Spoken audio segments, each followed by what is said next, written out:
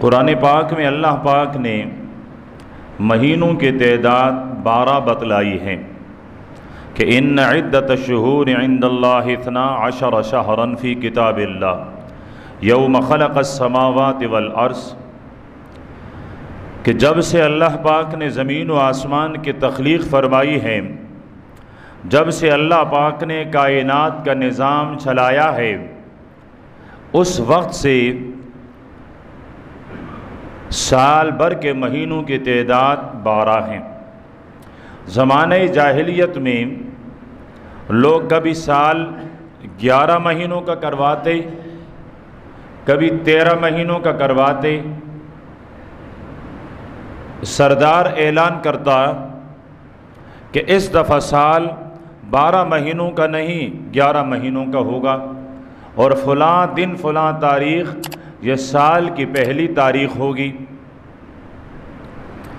کہیں وہ اپنے مصروفیات میں ہوتے تو اعلان کرتے کہ اس دفعہ سال 12 مہینوں کے بجائے 13 مہینوں کا ہوگا۔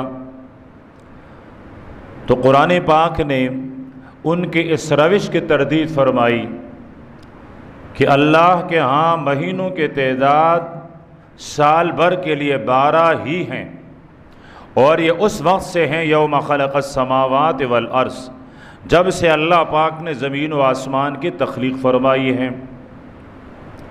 پھر ارشاد فرمائے کہ ان 12 مہینوں میں سے منہا 4 حرم، 4 مہینے وہ احترام کے مہینے ہیں۔ احترام کے مہینے کہ ان مہینوں کو عزت دی جائے گی۔ زمانہ جاہلیت میں بھی یہ 4 مہینے قابل احترام تھے۔ عرب اگر اپنے دشمن سے کوئی لڑائی لڑنا چاہتے تو ان مہینوں میں نہیں لڑا کرتے تھے۔ ہاں، یہاں بھی ان کی یہ ایک روش تھی کہ کبھی حرمت کے مہینوں کو آگے پیچھے کر لیا کرتے تھے کہ اس سال فلاں مہینہ حرمت کا ہے، عزت کا ہے، تو اگلے سال یہ نہیں فلاں مہینہ وہ عزت اور حرمت کا ہے۔ تو قرآن پاک نے ارشاد فرمایا کہ ان 12 مہینوں میں سے 4 مہینے قابل احترام ہیں۔ ان 4 مہینوں میں سے 3 مہینے تو مسلسل ہیں۔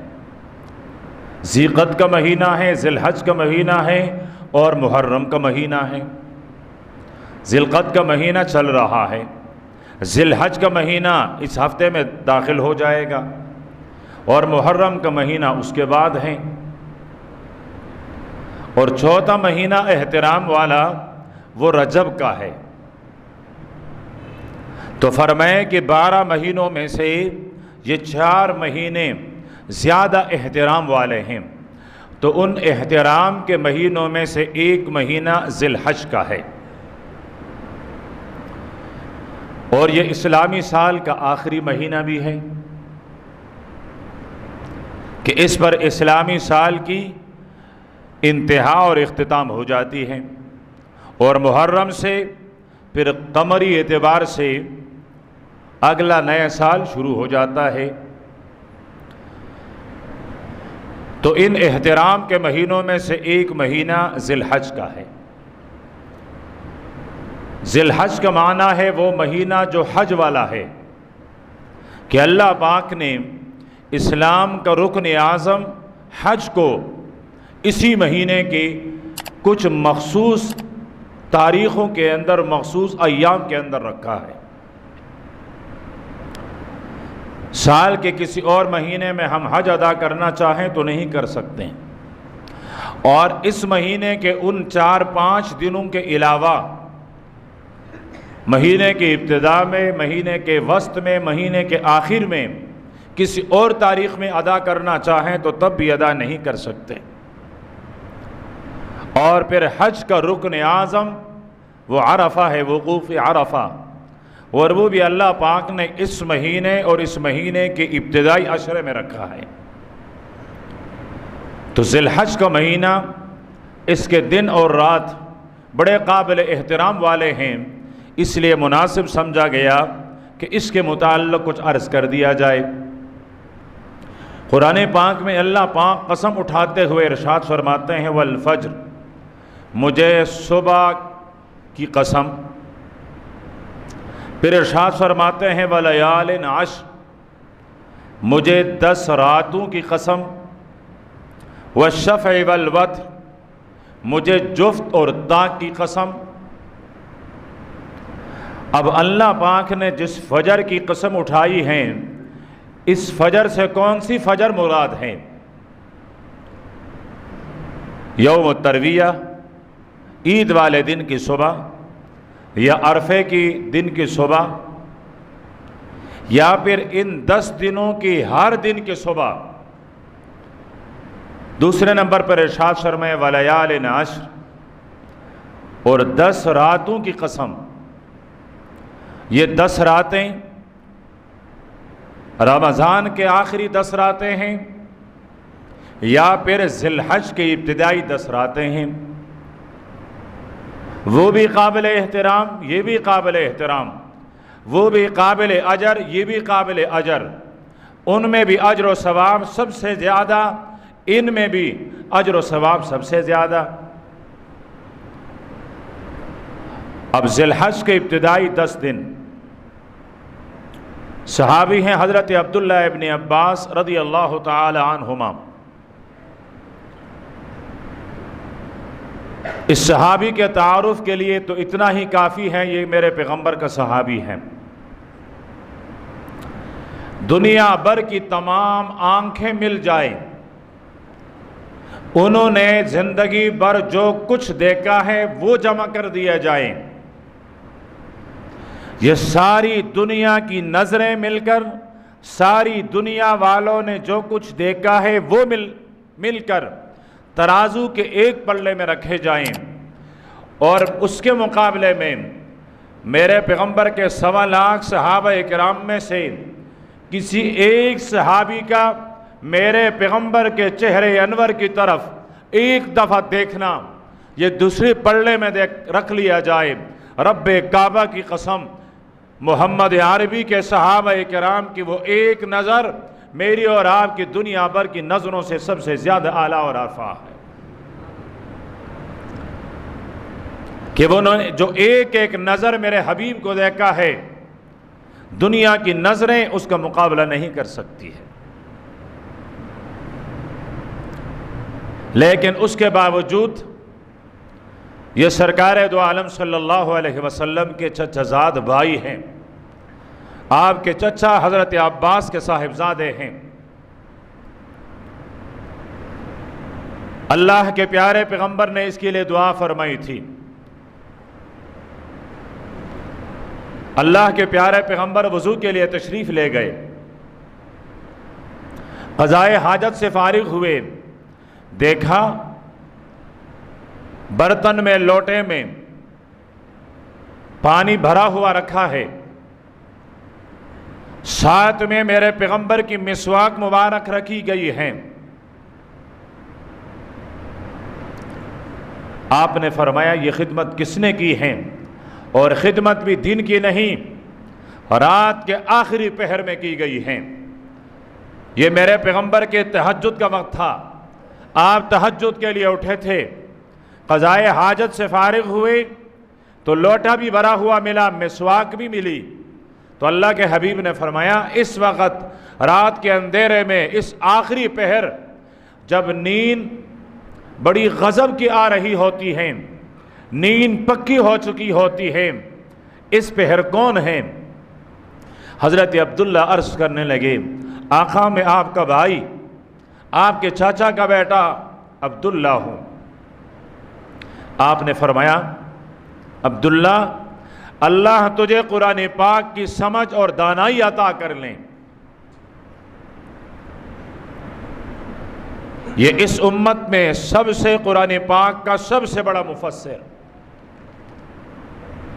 جس کو حبر الامت کہا جاتا ہے، یعنی اس امت کا سب سے بڑا عالم، قرآن پاک کے تفسیر جاننے والے سب سے بڑے مفسر حضرت عبداللہ ابن عباس رضی اللہ تعالی عنہما فرماتے ہیں اللہ کے محبوب نے ارشاد فرمایا کہ میرا امتی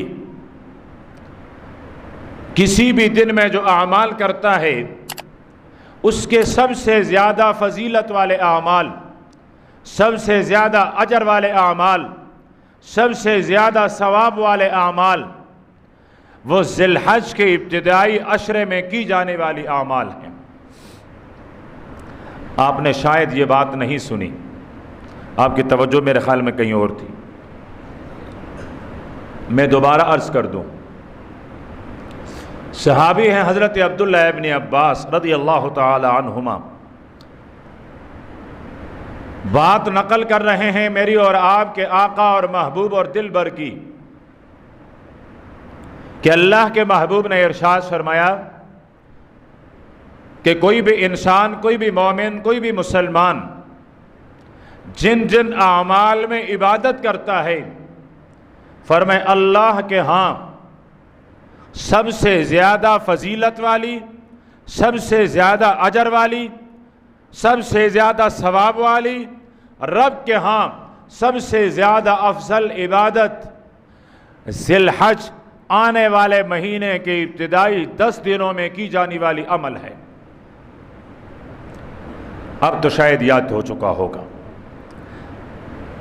اب صحابہ کرام کا سوال، میرے پیغمبر کا جواب سنیے۔ صحابہ کرام عرض کرنے لگے، اللہ کے محبوب، اگر کوئی آدمی ان 10 دنوں میں کوئی نیک عمل کرتا ہے، اس کے مقابلے میں کوئی دوسرا آدمی ان 10 دنوں کو علاوہ اور دنوں میں اللہ کے راستے میں تلوار لے کر میدان عمل میں، میدان جہاد میں نکلتا ہے، تو کیا ان 10 دنوں میں کیے جانے والا عمل اس مجاہد کے جہاد سے بھی زیادہ افضل اور بہتر ہے؟ ہائی قربان جاؤں، صحابہ کرام جو دین آج میرے اور آپ کے بچے تک پہنچ گئی ہیں، صحابہ کرام کی جانوں نے، صحابہ کرام کے خون کے قطروں نے اس کی حفاظت کی ہے۔ آپ جس عمل کو بھی دیکھیں، اس عمل کے درخت کو سینچا ہے، سیراب کیا ہے صحابہ کرام نے اپنے جگر کا خون دے کر۔ صحابہ کرام ان کا سب سے زیادہ محبوب عمل وہ جہاد ہوا کرتا تھا، اور ہم تو جہاد سے ڈر رہے ہیں، کہیں جہاد کے لفظ کی ادائیگی پر بھی پابندی ہے، کہیں جہاد کا لفظ کہتے ہوئے، کہیں جہاد کا لفظ سنتے ہوئے دل کانپ جاتے ہیں۔ میرے حبیب نے ارشاد فرمایا وَذَرْوَةُ سَنَامِهِ الْجِهَادُ فِي سَبِيلِ اللَّهِ، فرمایا اسلام کی بلندی وہ جہاد ہے۔ جس طرح جانور میں سب سے اونچا حصہ اس کا کوہان، اس کا قب ہوا کرتا ہے، فرمایا اسلام کی بلندی بھی اس جانور کے، اس کوہان کی، اس قب کی طرح سب سے اونچا عمل ہے۔ تو اس لیے صحابہ کرام کو تجسس ہوا کہ کیا ہمارا ذی الحج کے 10 دنوں کے علاوہ میدان جہاد میں گزرے ہوئے دن، کیا وہ بھی ان 10 دنوں میں کیے جانے والے عمل سے کمتر اور ان 10 دنوں میں کیا جانے والا عمل بہتر ہے؟ جواب سنیے، اللہ کے حبیب نے ارشاد فرمایا نعم، ہاں، ان 10 دنوں میں کیے جانے والا عمل ان 10 دنوں کے علاوہ کسی اور دن میں کیے جانے والے جہاد سے بھی افضل ہے۔ ابھی اندازہ ہو گیا کہ ذی الحج کے ابتدائی 10 دن کتنے اہم ہیں۔ یہاں جواب میں اللہ کے حبیب نے ایک جملہ ارشاد فرمایا ہے، فرمایا اگر کوئی مجاہد عام دنوں میں میدان جہاد میں نکلتا ہے اور پھر وہ اپنی جان کی قربانی دے کر شہید ہو جاتا ہے، تو پھر اس کی شہادت ذی الحج کے 10 دنوں میں کیے جانے والے عمل سے اس کی شہادت بہتر ہے۔ لیکن شہادت کے علاوہ جو اس کی غازی ہونے کی زندگی ہے، فرمایا اس سے 10 دنوں میں کیے جانے والا عمل وہ سب سے زیادہ محبوب ہے۔ ایک دوسرے حدیث میں اللہ کے محبوب نے ارشاد فرمایا کہ ان 10 دنوں میں تم سب سے زیادہ تسبیح سبحان اللہ پڑھ لیا کریں، تحمید الحمدللہ پڑھ لیا کریں، تکبیر اللہ اکبر زیادہ پڑھ لیا کریں، تحلیل لا الہ الا اللہ فرمائیں اس کا سب سے زیادہ ورد کر لیا کریں۔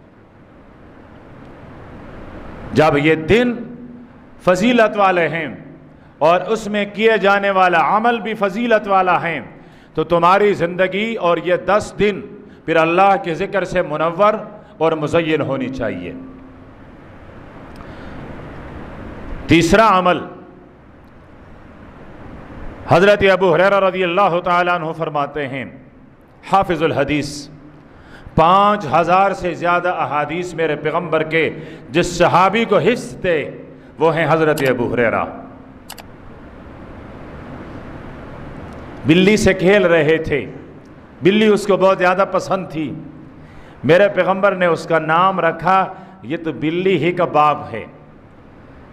اب یہ نام اتنا زیادہ مشہور ہوا کہ ابو ہریرہ کے نام میں اختلاف پیدا ہو گیا کہ ابو ہریرہ کا اصل نام کیا ہے، عبداللہ ہے، عبد الرحمن ہے، عثمان ہے، کون سا نام ہے؟ اختلاف پیدا ہو گیا اور اپنے آپ کو بھی زندگی بھر ابو ہریرہ کہلاتے رہے، اس لیے کہ یہ نام میرے پیغمبر کا دیا ہوا تھا۔ وہ بلی کے بچوں سے کھیلنے والا میرے پیغمبر کے دامن رحمت میں آتا ہے اور صرف 3 سال کی زندگی گزارتا ہے تو میرے پیغمبر کے احادیث کا حافظ بن جاتا ہے۔ وہ ابو ہریرہ روایت کرتے ہیں، اللہ کے حبیب نے ارشاد فرمایا کہ ان 10 دنوں میں کی رکھا جانے والا روزہ اللہ کے ہاں ایک ایک روزہ 10 سال کے نوافل روزوں سے، نفل روزوں سے زیادہ افضل اور بہتر ہے۔ ذی الحج کے ابتدائی 9 دن، 10 دن نہیں، 10ویں دن عید ہے، اس دن روزہ نہیں رکھا جاتا ہے۔ لوگوں کے ہاں یہ بھی ایک بات ہوتی ہے کہ عید کے دن صبح سحری میں اٹھتے ہیں، کچھ کھاتے ہیں، کہتے اب روزہ افطار کریں گے اپنی قربانی کے گوشت پر، تو عید کے دن تو روزہ ہے ہی نہیں، حرام ہے۔ پھر کس نے کہہ دیا کہ تم روزہ رکھو اور اس وقت تک جب تک قربانی کے گوشت نہ آئے؟ میرے حبیب نے صرف اتنا فرمایا ہے کہ اس دن آپ سب سے پہلے جو کچھ کھائے وہ آپ کی قربانی کی گوشت ہو تو بہتر ہے، افضل ہے، مستحب ہے۔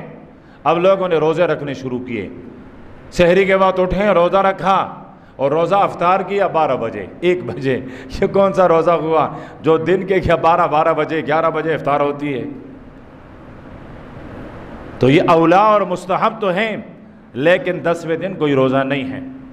یہ اللہ پاک کے مہمانی کے دن ہیں، اللہ پاک نے یہ دن ہمیں اپنے طرف سے مہمانی کے دیے ہیں۔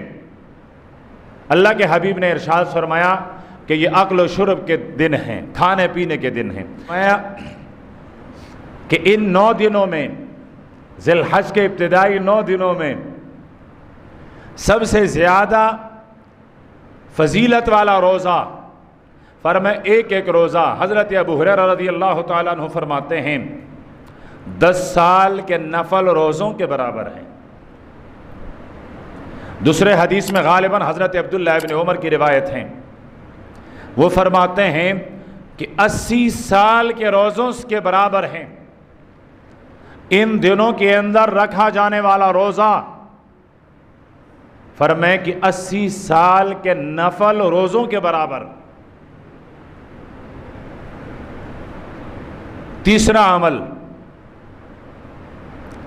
ذکر اور تحمید، دوسرے نمبر پر 9 دن کا روزہ اور تیسرے نمبر پر اضحیہ اور قربانی، کہ یہ ان 10 دنوں کے اندر جتنے اعمال کیے جاتے ہیں ان اعمال میں عید کے 3 دنوں کے اندر اضحیہ اور قربانی یہ بھی اللہ پاک کے ہاں سب سے زیادہ پسندیدہ اور اللہ کے ہاں سب سے زیادہ محبوب عمل ہے۔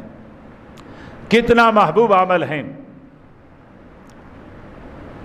اللہ کے پیارے پیغمبر اپنے لخت جگر خاتون جنت سیدہ فاطمہ الزہراء رضی اللہ تعالی عنہا سے فرماتے ہیں کہ بیٹی، جب تیری قربانی ذبح ہو رہی ہو تو اپنی قربانی کے ذبح کے وقت وہاں حاضر ہو جایا کر۔ دونوں جہانوں کے سردار، جنت کی خواتین کی سردار اپنی لخت جگر سے کہہ رہے ہیں کہ جب تمہاری قربانی ذبح ہو رہی ہو تو اس وقت وہاں حاضر ہو جایا کر۔ فرمائے اس لیے کہ قربانی کے جانور جب ذبح ہوتا ہے اس کے حلق سے بہتا ہوا خون زمین پر بعد میں گرتا ہے، اللہ پاک قربانی کرنے والے کے تمام گناہوں کو اس سے پہلے بخش دیتا ہے۔ اب جب کوئی قربانی کا جانور ذبح کریں تو اس کا خون زمین تک پہنچنے میں 1 سال تو لگتا ہوگا نا؟ سال نہیں لگتا ہے؟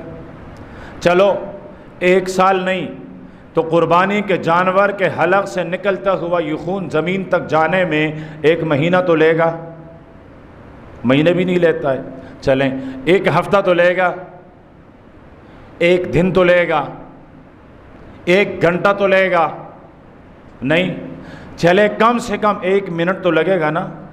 منٹ لگتا ہے؟ کتنی دیر لگتی ہے؟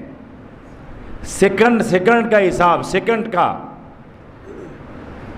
اس دفعہ تم وہ بہت سارے لوگ جو فارغ ہوتے ہیں نا وہ لے کر، تو اس دفعہ اس میں یہ دیکھو کہ یہ خون زمین تک کتنے دیر میں پہنچتا ہے۔ جب فارغ ہے ہم نا، ہمارے پاس کوئی کام تو نہیں ہے، ہم ساری قوم فارغ ہے، پاکستانی قوم فارغ ہے، ان کے پاس کوئی کام نہیں ہے۔ تو اس دفعہ آپ یہ تجربہ کر لیں کہ جانور کا خون زمین تک جانے میں کتنا وقت لیتا ہے؟ 1 سیکنڈ لے گا یا 2 سیکنڈ لے گا؟